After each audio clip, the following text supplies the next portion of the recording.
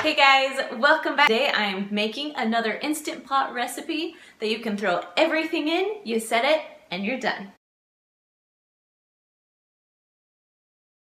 So the last few weeks I've had a lot of you commenting saying you want more Instant Pot recipes. I've even had a few people texting me saying, okay, share some more. So today I'm sharing with you one of the easiest Instant Pot recipes because you literally are gonna throw everything in, you set it, and you walk away. So today we're gonna make my chicken teriyaki bowls. Now, usually when you make chicken teriyaki bowls, you have to cook your chicken separately, cook your rice separately, cook your vegetables separately. But with the Instant Pot, you can do them all at one time. Now, before I get started with this recipe, be sure to subscribe to my channel and push that little bell so you can get all of the notifications every time we post to YouTube.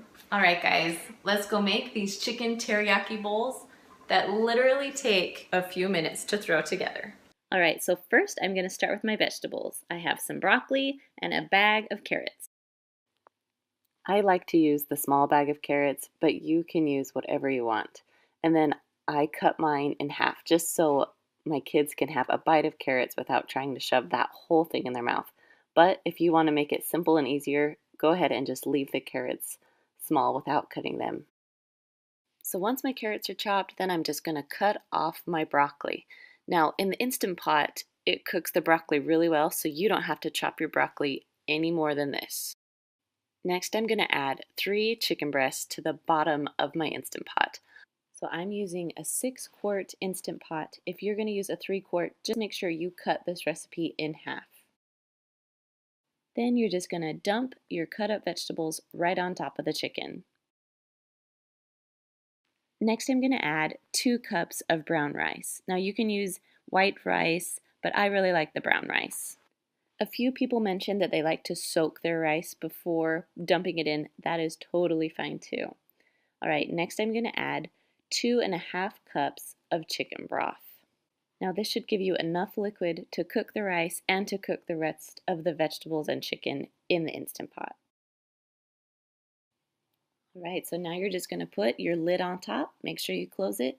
Make sure your little vent is on sealing, not venting, sealing. Then make sure you set your timer. I pushed the meat button and I'm going to do it for 20 minutes because my meat is thawed. Then with this recipe, I'm going to do a quick release. That means I'm going to let all the steam out at once. Now I'm going to go hunting for my chicken. So I know it's in there on the bottom, so I'm going to pull it out the best I can. It will fall apart because pressure cooker makes your meat so good and so juicy. So just try your best to get it out. Then I'm just going to shred my chicken. Now you can get a really sharp knife and cut it into chunks, but for me it's just easier to shred my chicken. All right, when you're all done shredding, you're going to just dump it back into your Instant Pot. Then mix your chicken in really well with the rice and the vegetables. Now you can add your teriyaki sauce right now, but I like to add it in individual servings because I don't like very much and my kids love it, so they like to add a lot more than I usually do. So after you pour on your teriyaki sauce, you're just going to mix it in with your rice, your chicken, and all your vegetables.